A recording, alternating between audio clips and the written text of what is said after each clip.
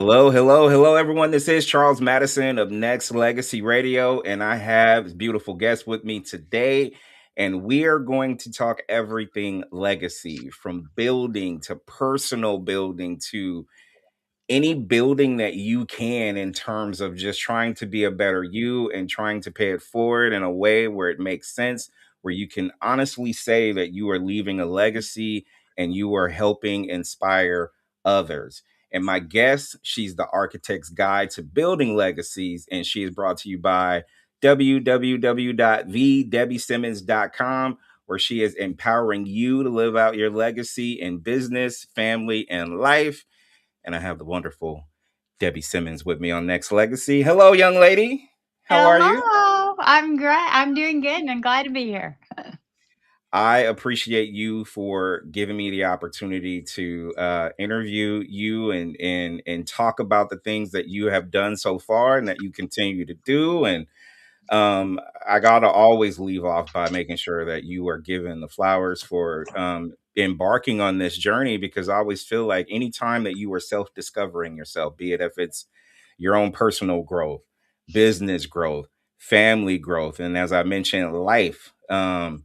For you to be able to take on this, is it means a lot to me, because we both have legacies kind of tied to our brands. So I want to thank you for that. But also I want to ask you, how did you get started building this thing that you have going on? What inspired Well, you? I would tell you that's a little bit of a roller coaster ride. So I always tell everybody buckle up All because right. it's got highs and lows. But you know, legacy became important to me in the middle of tragedy. So what I know is that in the pressures of life is where what we're really made up of shows up. It shows where we trust and stuff. So, in my journey, way back a couple of years, I actually had this dream of being this young grandma. And I wanted to have grandkids while I was still young and could do all kinds of things. And I'm a girl that gets things done. So I knew I had to go find a guy, fall in love, get married, have children, and then I could be a young grandma, right? Right. And I set out to do just that. I found the guy, fell in love. We got married, and I did get my college degree. That was a plus, but that was easy. Check, check, check. And then we had infertility, which infertility for multiple years, causes questions of like your identity and your worth and all this stuff. And then, fortunately, we did get pregnant. And after an attempted miscarriage, we kind of got the surprise of our lives to find out that we were pregnant with quads. And Wow. yeah, not one, two, three, but four babies all at once. And our goal became to get those babies to 30 weeks.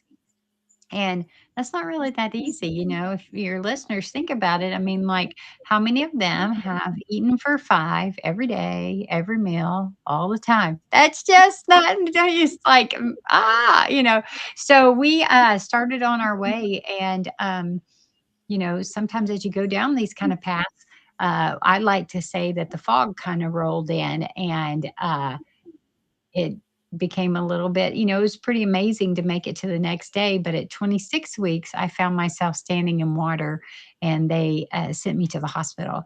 And the next morning, contractions came, and the doctor said, "You're going to have to deliver the first one." And they whisked me off into surgery, put me back in the room, and little Zach arrived. And they took little Zach and they placed him in my arms. And I held him and I rocked him and I loved him until he drifted off into eternity. And at that point, you know, we waited because we were seeing if my body would allow me to carry the other three or would it have an issue. And it did have an issue. I got very, very sick, and the doctor came in and said, "You have to induce." And I was like, "Can you please just some sliver of hope here?" And she shook her head no. And we induced, and Josh, Nate, and Chris each arrived at a little while later, and they placed each one in my arms, and I held them. and I rocked them and I loved them until they drifted up into eternity. And there I sat with a broken heart and empty arms and not knowing how to figure my way. And the fog had settled. And I just remember looking around trying to figure out how do I figure my way through this. And the only thing I could land on was God. And he taught me some very valuable things in that hospital. Was one, I had to give up the question of why, because this side of heaven, no answer to why will ever satisfy. And if someone would tell me the answer to why, I would look at him and go, why? That doesn't seem like a good answer. I Yeah. mean, that's not good, right? And then, so I gave that question up, and the question became, how do I survive? And that was, I need to take the next best step. And I did that. I took the step. God met me, took the step, God met me, and on this went as my faith muscle grew. And then eventually I realized I was doing pretty good over time. And the question became, how do I thrive? Not just survive. I want to live. I want to laugh. I want to impact people. I want to do all these things. And um, God began to give me lots of opportunities. But here's what became crystal clear sitting in the hospital, crystal clear in the hospital. Eternity matters. And what I do matters. And I want my life to matter. And so I became super like laser focused on being intentional about what I do with me, my time, all this stuff. And as he gave me opportunities, it presented opportunities for me to do different things. And ultimately, it led to adopting 9 children and that have trauma backgrounds. And then it led to starting a ministry, which wasn't on my list of to dos either. And I was like, okay. And so I started that. And then that now is 15 years old and it impacts thousands each year. And it's been a real blessing. And then God said, write a book. So I wrote the book, The Heart of Legacy. And now I am investing, taking all these skills that I have and going, okay, how can I help others learn to live their legacies now so that they have a legacy to leave? And that is how the coaching piece kind of got started from that perspective was this is an opportunity to just expand what I've learned over these years and help other people live significant lives. It's kind of like taking a rock, throwing it in the water, and watching it ripple and see it impact people because it's important. And if we all did this and we were all in our sweet spots and we all were, had good systems of trust in our lives that we could count on, this world would be a really different place. And so this is my way of making the world a little better place and helping people along the way. And I commend you for the strength that you had to endure in order for you to come to that realization. Um, and Debbie, I really and truly believe that everybody has their journey, some good, some bad, some Yeah. ugly. Mhm. But you go through those journeys, and you either will or figure it out or not in terms of how you want to live in this world moving forward. Mhm. And I completely commend you because I know everybody goes through their struggles and everybody is trying to figure it out. And some are late bloomers, some will get it early in their lives, some will figure it out. But the biggest thing that as I'm talking to you and anytime someone tells me a story, it always catches my heart because it's your story to tell. And I commend you for that. But I also want to ask you about trust because I feel like sometimes when you trust, a lot of people are a little jaded by that word. And sometimes you have to surrender to what that trust is. I've heard you lean on your faith a lot, and you Mhm. have to trust that in general. But can you tell us and everyone else really just the factors that trust has in your life and how important it is for people to just do it? Yeah, so here's the deal. We all trust something, okay? It's not optional, okay? Every one of us sits in a chair. We trust that that chair is going to hold us when we put my tail in it. And so you are going to trust things. And the way you know what you trust is when the pressure goes up. Okay. So if you take Debbie, the pressure goes up. One of my default mechanisms is I like to control everything. Okay. I'm like, and let me get around and so if I can control the whole environment, then I can I can feel good. I can know we can make our way through it and stuff like that. You take losing boys, I had no control, right? The pressure went up. I had no control of that circumstance. And I had to put my trust in something that was solid and something I knew. So, if it's not in faith, let's say I have a situation at work and something is breaking down or a system's not working, I would typically step in and try and control the situation, right? Well, that's fine as long as I'm capable at showing up at 100% and Right. I'm not missing. What happens if I'm missing? Then, what I need is I need to replace that trust and me controlling it to trusting in systems and rhythms and, processes so that the whole ship won't fall apart if Debbie's not 100%. And I had to learn that the hard way because about 5 years ago, I shut a truck door on my leg and made a big hole in it, and I couldn't get it healed because my body was just so overworked, and I had been the control freak, and I had been all these things, and, my body demanded to be taken care of, right? Mhm. And it became an infection. It should have probably killed me over time, and it took me 9 months to get that wound healed and then 5 years to rebuild my health.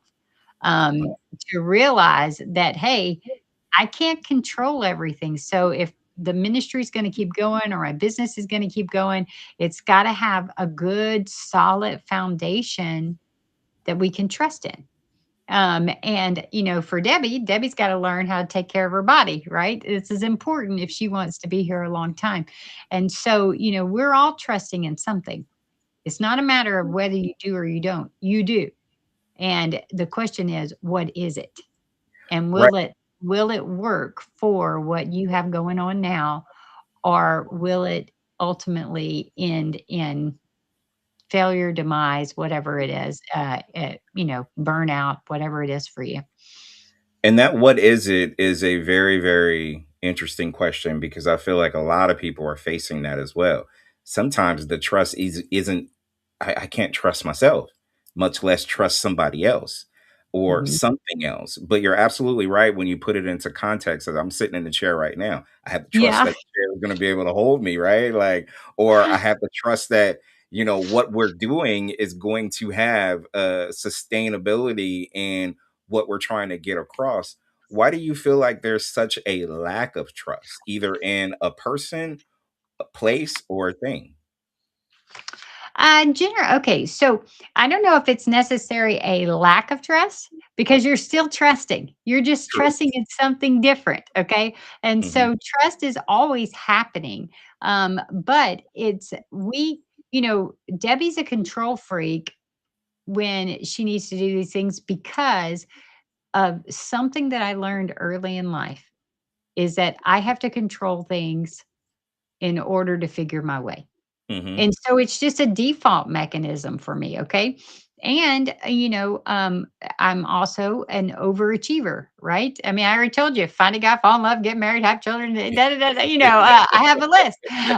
And that's worked very well for me over the years. And so, do I know how to hustle? Yeah. Does that good for starting a business? Yeah. And so it's not, and the problem is the world celebrates some of these things that are actually detrimental to us. Okay. And what Agreed. happens is as we build a business, or like I work with a lot of people who are very successful on the outside, they meet the metrics, they've got all this stuff. And inside of them, they've got this longing of, is there something more? Is that all there is to this?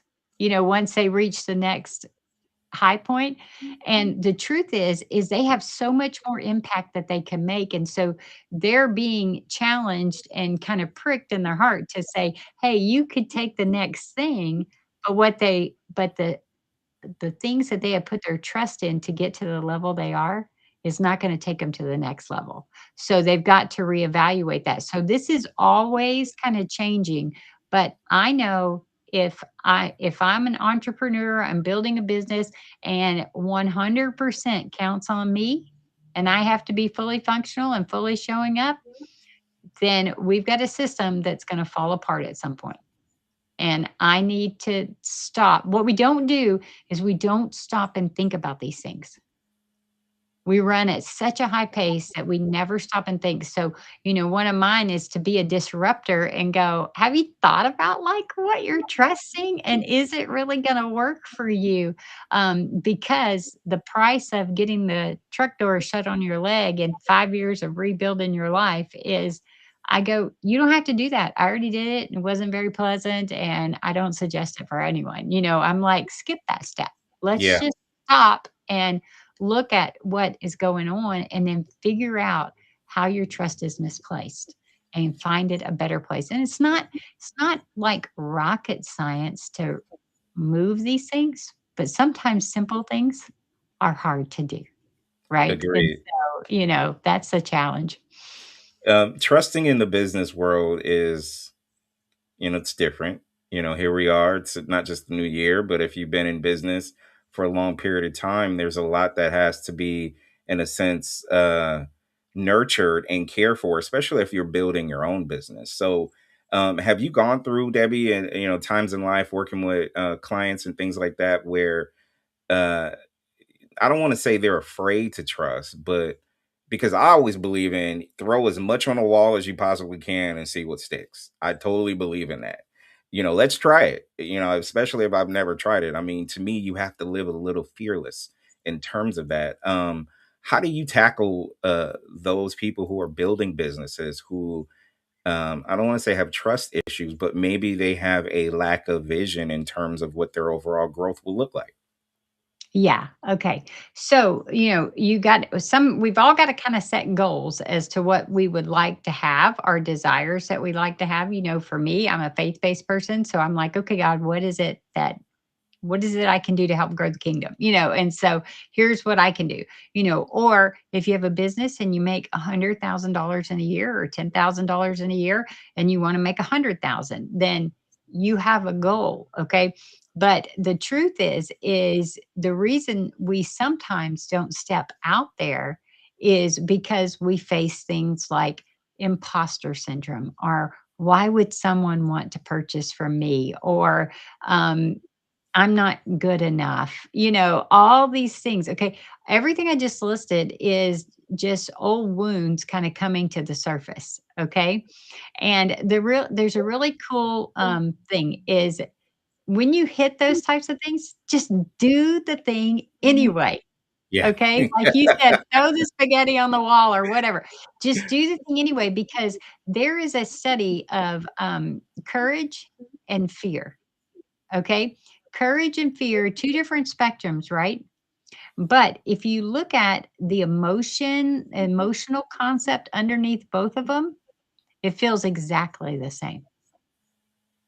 Okay. And the only difference in the person being courageous and the person who's fearful is the courageous person took a step. Yeah. Okay, but the same adrenaline, the same emotions, the same everything is all going on in the body, and the person just went for it. Mhm. Okay. And that is the only difference. So we want to be courageous people to be able to get to these next levels, because if, and the biggest challenge we have is that in this case, people just sit around and they think about it too much. And I'm like, "Nail that sucker in the ground Yeah. and take a step," because forward action, okay, steps forward will open and close doors appropriately. And if we're not too hung up on exactly how we get there and we go, "Okay, I'm gonna take a step," and you go, that didn't work, so I need to adjust. Or like I created this product that I put out there on the market, and it was like great. And people were coming and interested in it and all this stuff. And I'm like, it's the wrong client for me. And someone was like, you don't need to close that. You need to keep doing that. And I'm like, no, we need to make that an evergreen thing because it's sucking the life out of me, Yeah. and we need to do something different with me, but we can give this as a blessing to people. And, because I created it and they seem to like it. But I'm going, would I ever got to this other thing that I needed to create if I hadn't done this first thing? Even though it kind of looks like a failure, right? It's the learning process. And I'm like, oh, that more clearly aligns with who I'm supposed to be serving or not serving. So it's like, okay, shift over here. Now, was it a little frustrating and did it throw my schedule off a little bit? Yeah, but it was invaluable at the time. So I would say, hey, the deal is make your picture, whatever it is, whatever your dream is, and put it on paper. And then you've got to go. You've got to do something. I have a friend that I coach and everything like that. And he just won't go. He wants to, He wants to, he says he wants to, and he's like and then he's just like, "I just don't know how to do it." And I'm like, "Yes, you do. Take this step. Take this step. Do this," and he's like, "Well," and so he allows his head to keep him stuck. And Wow. I'm like, quit that, and I can't, for you and me, I can't force your listeners to do anything. We can only encourage them, right? And go, you can do it. Yeah. And so that's the deal is take the step. And it is fear and courage feel the same.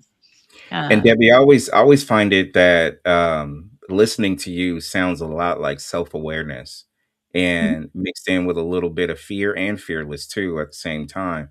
And I think sometimes you have to live with that. Somewhere deep down, you have to know, like, no matter what happens, be it if I'm having an audience of 1 or 1 million or 1 billion, I'm going to still carry that energy because I believe in what I do. There's a lot of people out there though who are, I guess, in a lot of ways needing a performance. Like, I can't perform unless it's a crowd of 1 million or something to that effect as well. And sometimes, and I hear you mention it, it's sometimes you just got to get out of your own way or your own um self, whatever it is that comes to it. And I don't know if you know the answer to this, but I've worked with a lot of people with that same mentality of, well, I can't perform for one. I have to do it for 100 or 200 or more. There's people won't activate themselves unless they're motivated by something that's outside of what they do.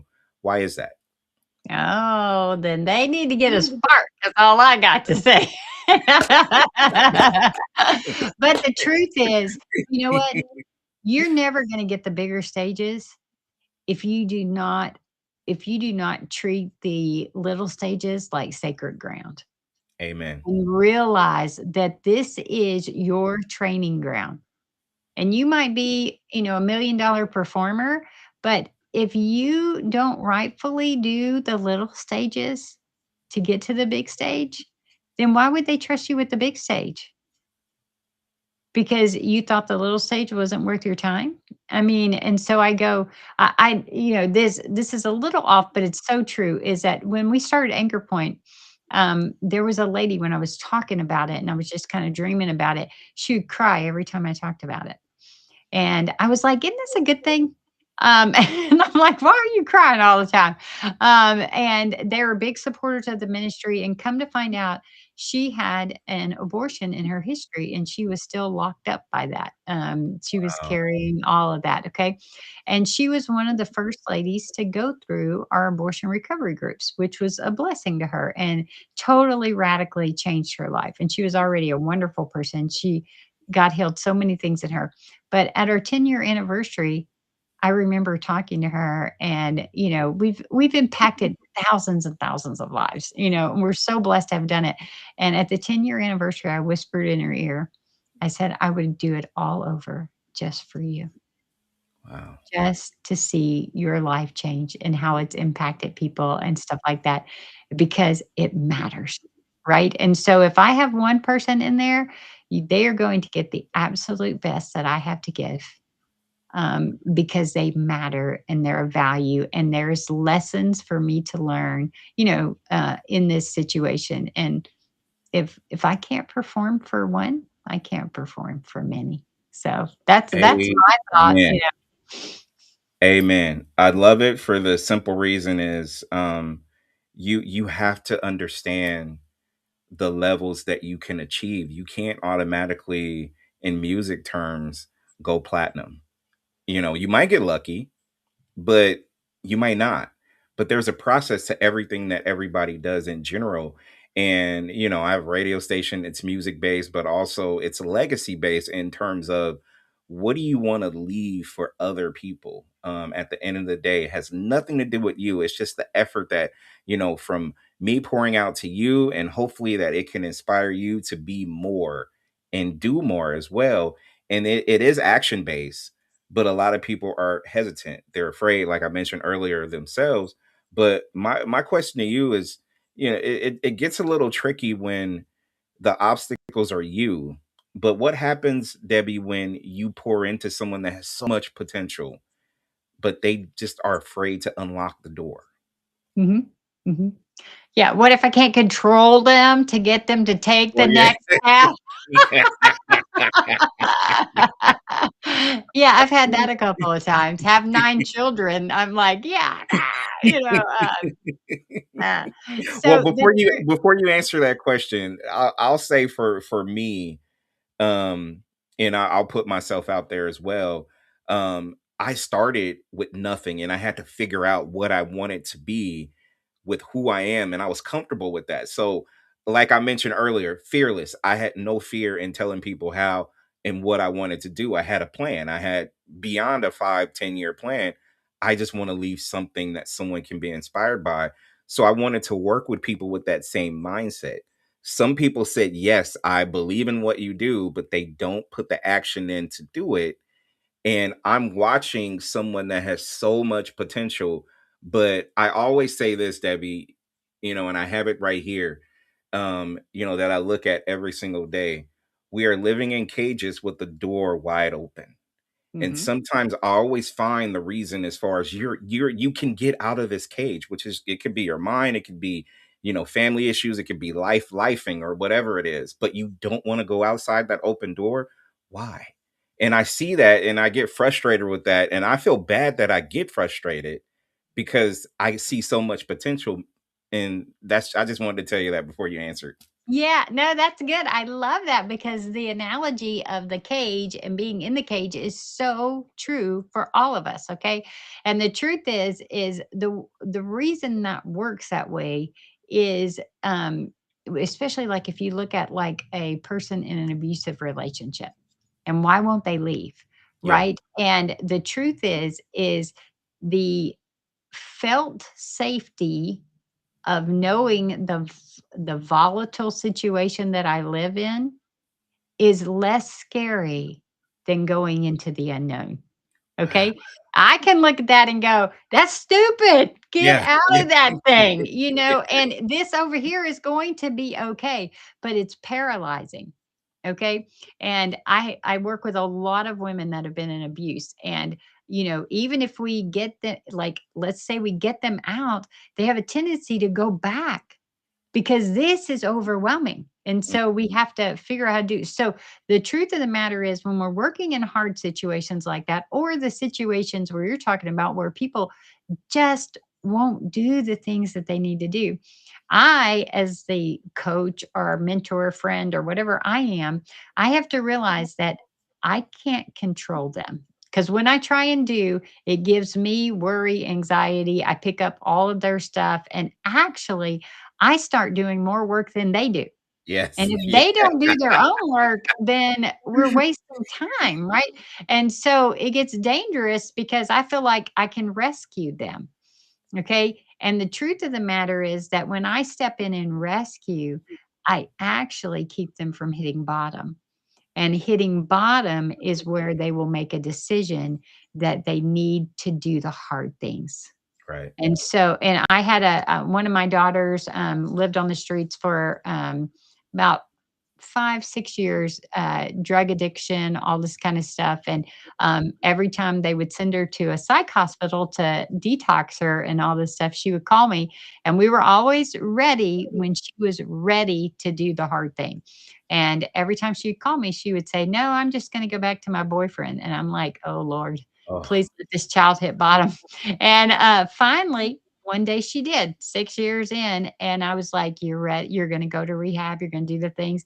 "Yes, I'll go." And I said, "Okay." So we took her and got her set up. And now she's been 3 years sober, but it took her 6 years to hit bottom. yeah. Would I have liked to fix that? And did I like having to be the mom that's in that situation? No, but here's what I do know. I do know that what I can do is I can plant positive seeds. I can do that. And as you do the things that you're supposed to do, I can come alongside you. I can't do it for you. I got my own little body here. I'm trying to keep under control and do all the things I need to do. And this is a full-time job with Yeah. this lady. I can't do yours too. And for a long time, I tried to do that for, especially for my kids and stuff like that, but it'll kill me. And so what you and I have to do is to go, here's the next step, here's ideas, here's this, let me come alongside you. When you do your stuff, I can help you and come along and do the next piece. And that's the way we see girls actually be able to get out of bad situations, or ones that are pregnant and don't know what to do, is we can't do all this for you, but we can be your hope and we can help you see. And you have to take the steps. So it's your job to do these, and we'll come alongside you. If you don't want to do that, that's okay.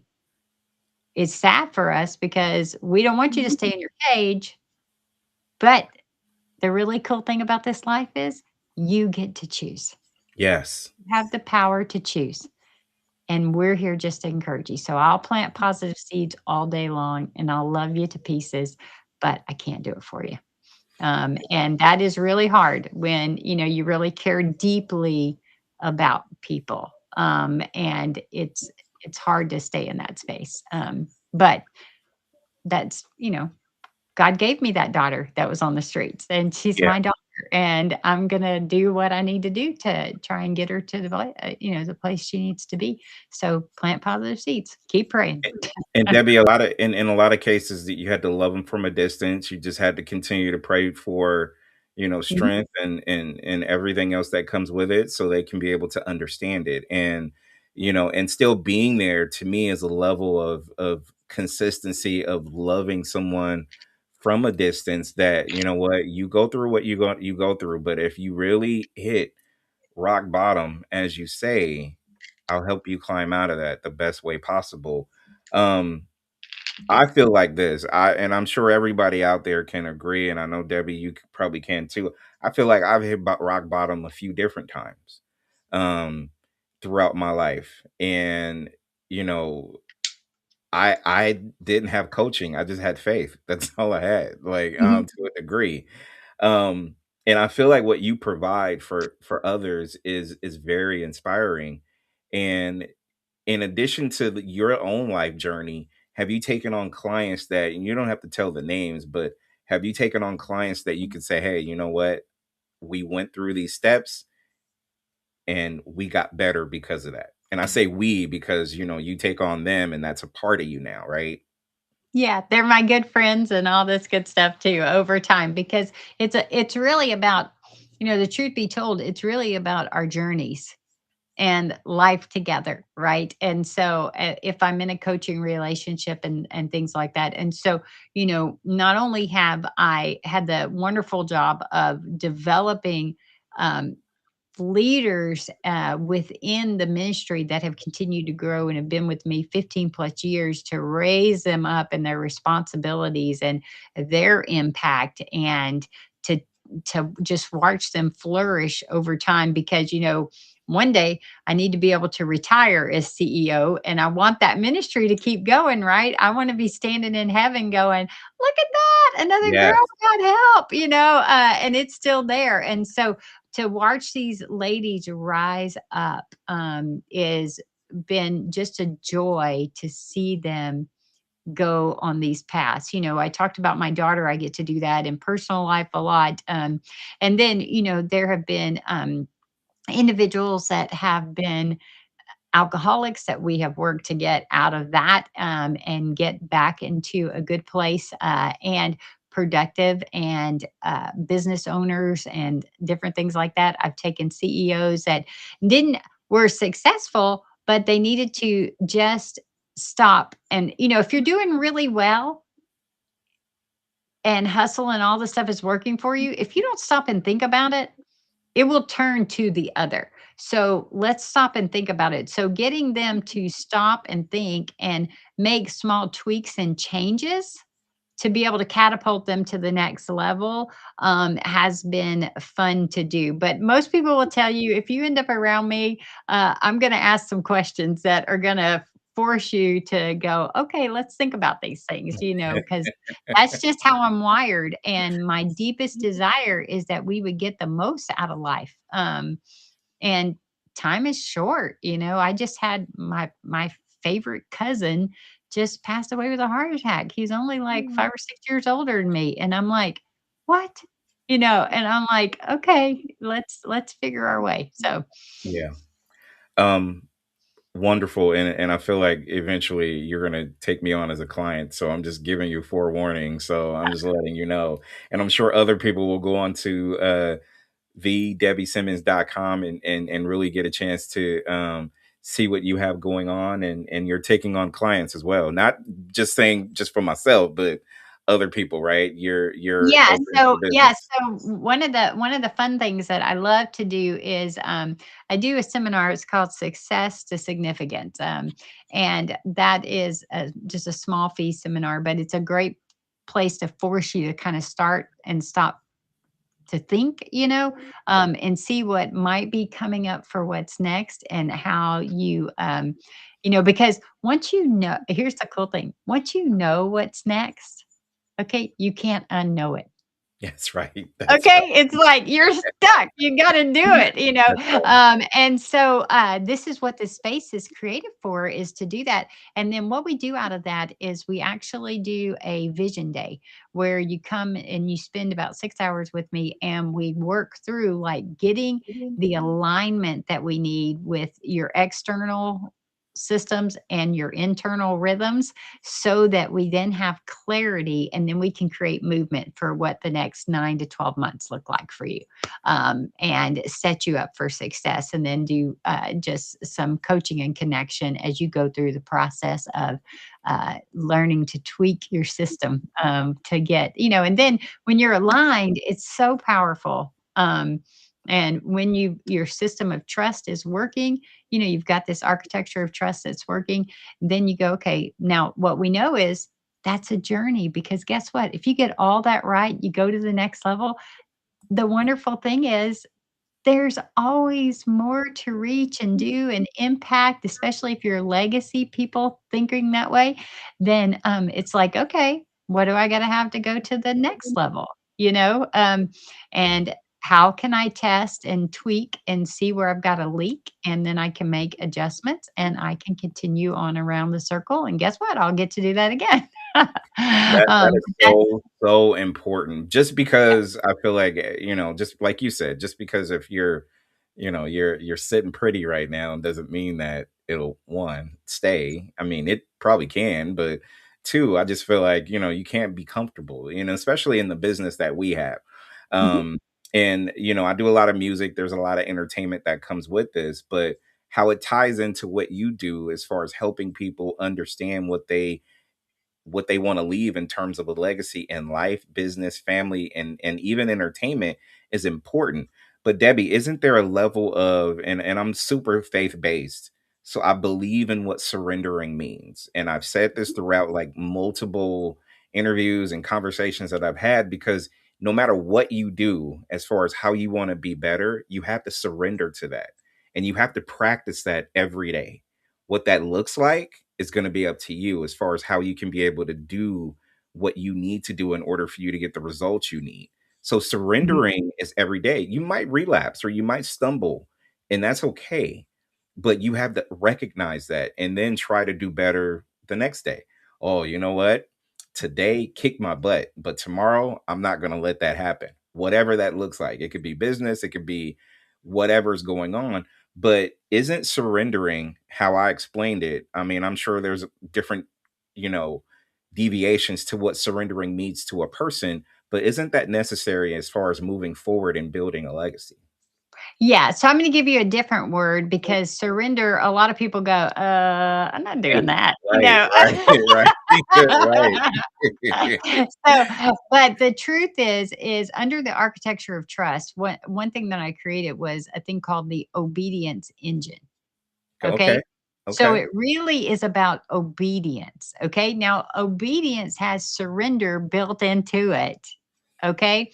But the obedience is what. So this morning, I was thinking about it for, as I've recovered in my health, I realized, I have to do things based on how my body works, and it requires a very thought out system. You get up, you have bone broth, do this, you do this, you get in the sauna, you do this supplement, you do this. This is the way you get your protein in, or I can't get enough protein in a day. Okay. And so I have a very thought out system. Well, I could look at that system and go, you know, that I hate that. I hate that I have to live that way and da da yeah, this and everything. Or I could look at that and go, you know what? That gives me this system gives me the freedom to show up and to be here and to impact people. And if I look at it that way, then it becomes, oh, this is just part of the journey, right? It's not like it's an inconvenience. If I look at it like, oh my God, I got to drink bone broth again, it's terrible, right? And so perspective is everything. And obedience is actually just the doorway to impact and freedom. But the higher we go, the more tight our obedience structure has to get because the truth is, we all carry responsibility. But when I have a staff of 15 or 20, I I carry a lot more responsibility because I 100%. carry their lives too, and when my systems leak for me and I have a control freak situation, it hurts them too. Yep. And, so I have to be very aware of that. So this concept of obedience being this gateway to success and to freedom and to impact and to legacy is something we have to fall in love with. We have to fall in love with the journey on that. And it takes, looking at it differently, and reframing your thinking. 'Cause it'll either be drudgery or we can still smile and have joy. I like obedience. That's a good word as well. And again, I always talk about like if I phrase it in a way where it might come off different to you, that is the perfect way to kind of break it down and explain it. And Mhm. uh and that means a lot in terms of you know, just the overall just essence of who you are and where you want to be. And legacy to me, I don't know about you, Debbie, but I think we've held on to our legacy names for a while to enough to know I'm starting to hear it a lot as opposed to maybe in the last decade or so. And people are talking more terms of legacy, which is great. Um, but also you're on the clock the moment you start saying that, okay, well, this is what I'm pouring myself into to be able to do it. In terms of that, when you hear people say legacy, what does that mean to you in terms of what you want to see in terms of results? Yeah, okay. So, first of all, I don't just wrap it in money. I don't have any problem with Amen money, to that. but most people are thinking, legacy is what I leave, okay? When I die, I leave a legacy, okay? There's nothing wrong with that because we are all going to die and we are all going to leave a legacy. All right. That's true. Okay. Mhm. The only question is, do you and I want to be the person who determines what that legacy is that we Oh, leave? Okay. oh, So you don't leave legacies. You actually live legacies. mm. Okay. And that's what the boys taught me in that hospital room was that I had to be intentional. If not, I mean, like, who would ever think of like it wasn't on my radar to build a ministry that impacts thousands of people? That wasn't even on the radar. And so if I hadn't been intentional in all those little decisions, would that opportunity have ever even presented itself? And so I get the privilege of doing that, which requires what? Sacrifice, money, time, energy, all these things. But it's a privilege to be able to do that, to know that you are doing something for good. You're changing the trajectory of lives for eternity. I think about I was thinking about this one young lady that's probably been with us at least 12 or 13 years over the years, and she's been in our orbit. And she has a 12-year-old daughter. That girl would not be here if she wasn't connected with us. Wow. And that girl is a little pistol. She's fun, and I love her. And I'm like, I just love you. And it's so much fun to watch and to watch this mama becoming a different person. And she's so sweet. She would sit there and she would tell you, I want to work at Anchor Point one day when I grow up. I'm like, okay, that's great. But we get to pick that. We get to choose what we do with our time and how we live our legacy now. And that will determine what we leave. And so I go, how intentional are you? What do you want people to say about you when your time is up? What kind of dad do you want to be? What kind of musician? What kind of, leader? What do you want to be known for? And then how are you living it now? Because it matters. It matters. It matters for that 12-year-old. Amen to that. You don't Yeah. just leave a legacy, you live a legacy as Mhm. well. And I think Mhm. that is very deep. You got me, Debbie. I think all of this has gotten to the point where, um, again, I will reference this as many times, and I think everybody should really understand. If you feel like what you're doing is great, that's your call. But also, I always believe in doing more. So if I feel like I'm doing great, I need to do more than that. And doing more can be practiced in so many different ways. But my way is just try and see if I can inspire people. I mean, life is chaotic as it is. Relationships is chaotic. Family life can be that way. Just, everything. But I think the deepest thing that we can have is like, you know what? No matter what kind of fires is being, displayed right now, I can put them out.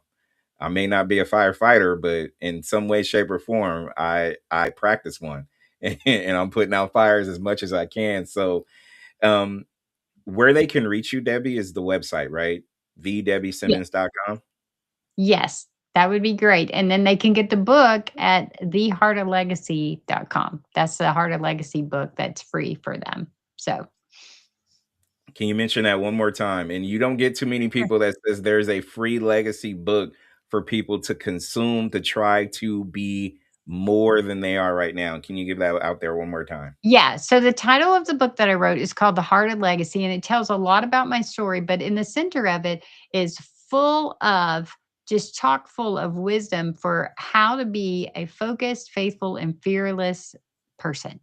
And it gives you lots of insight for things that you can do. So if you're trying to figure that out, this is a great book for that. And then the back third of it is all stories of life change from the ministry that we built. And you get to see just amazing transformations that have happened. But you can get that free at theheartoflegacy.com and just sign up and they'll send it to you. And it's my gift to you to say, hey, if you're trying to get out of that jail cell and the door's open, this is maybe the book. This is the gift for you, to say, "Hey, you can do this. You can do this. You can be faithful. You can be fearless, and you can make a difference." Here's what I love about you. Just during this conversation, interview, or whatnot, you have a very nurturing, not just voice, but uh, you have a knack of, you know what, you can find it here. There's so many different things in the world that we see because we have access to social media and the website and every piece of knowledge out there. If you want to find it, it's there. But I think it's what's important to hear you say and how you say it is always good to be able to say, you know what, I can do more just by talking to her or just wanting to be around her. And I'm saying this, Debbie, to tell people, if you go onto her website, you sign up, you do what you need to. I know I just saw somebody post earlier that they wanted to sign up. I'm not just saying that because I'm probably going to be a client. Not probably, I will be, but also I need everybody else to do the same and walk with that same intent to wanting to do more. So there is no preparation. You come as you are, but also expect rawness in terms of, but also nurturing, because Debbie, that's how I perceive you right now. So I want to tell you thank you for that, because Well, I don't beat anybody with a stick, but but you know what? It is you will. The truth of the matter is I don't really hide things, and I'm a really honest person, and I'll tell you the way it is in loving kindness. And the truth is, when you're looking for someone to lead you and to help you, you want someone who is going to be the truth teller to you in a way that is encouraging and positive, and like, you can do this, and not like beating you up. But you also want them to say, okay, look, you got to put a stake in the ground. You cannot Mhm, keep going in circles. This is crazy. mhm. And so one of the fun things I've always done with people who struggle with that, I'm like, okay, can you write that on paper? And when they write whatever on paper, I'm like, unless that changes, you can't go back and talk about this anymore. So, and I'm like, and it's written in ink, and I'm like, so they'll start circling and back. I'm like, read me what it says on that paper. so, so it's fun because you want people like we should all crave people like that in our lives because they're so rare and they're so good for us. And this kind of community is what helps us take it to the next level. And I need that for me, and your listeners need it wherever they can find it, in their lives, because it's what we need. We need people that will. I guess I was blessed to have people that reached back and kind of grabbed my hand and pulled me along and kind of catapulted me out there. And that's just the privilege that we get to do that as we get gray hairs to, And, do and that. Debbie, yeah, So, that means to me that you haven't been around, or you haven't worked around a lot of people who would just say yes to you all the time, or something where I feel like you're not getting the best of. And I think that's important because for me personally,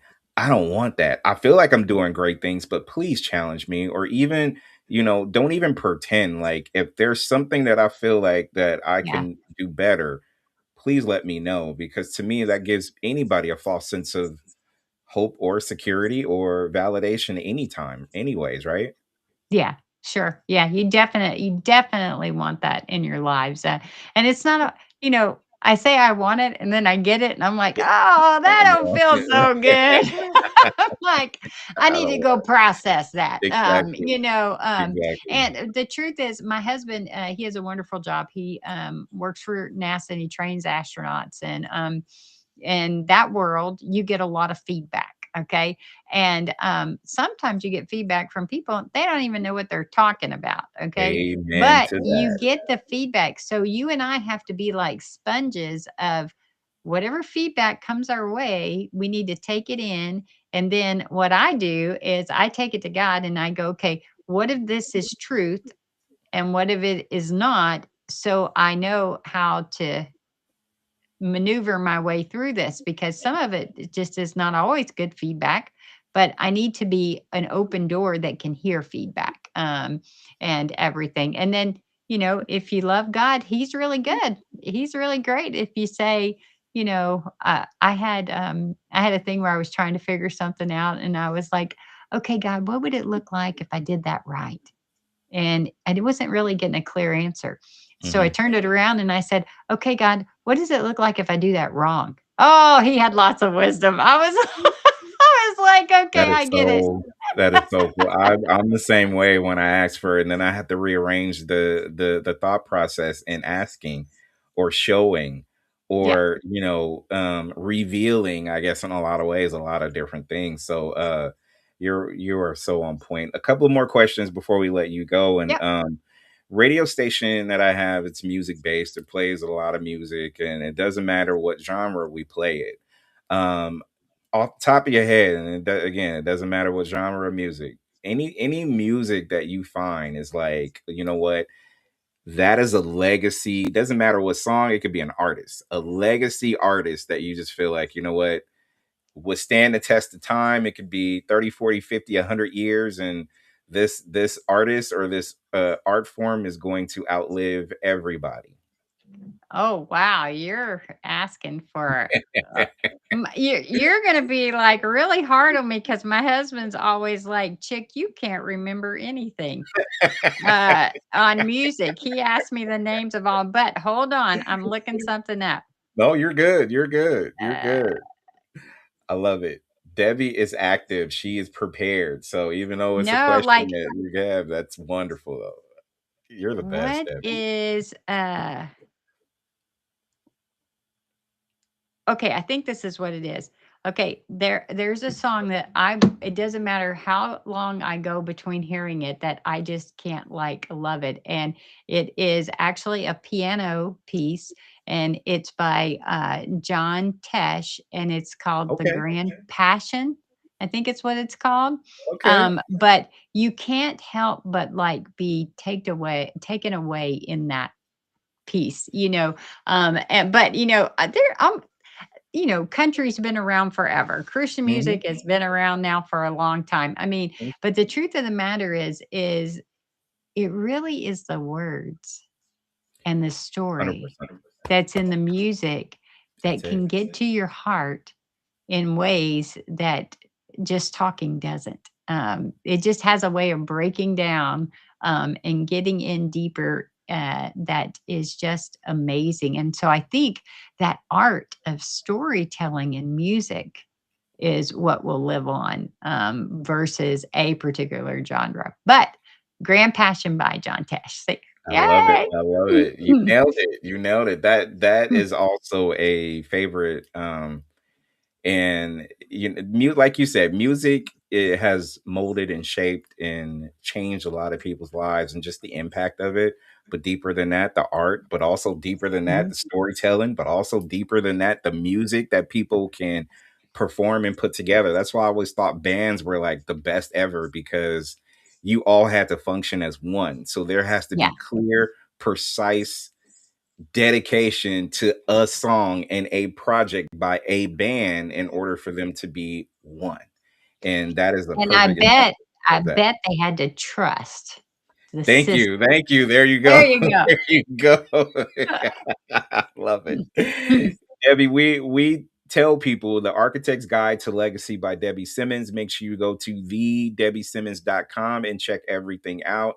Not just living out your legacy in business, family, and life, but change your thought process too. If you feel like your thought process is 100%, uh-uh, there's more you can be able to dial. You can clearly go beyond 100% if you feel like you're there. So, Debbie, I would love for you to give shout outs to whoever crosses your mind at this point in time before we wrap.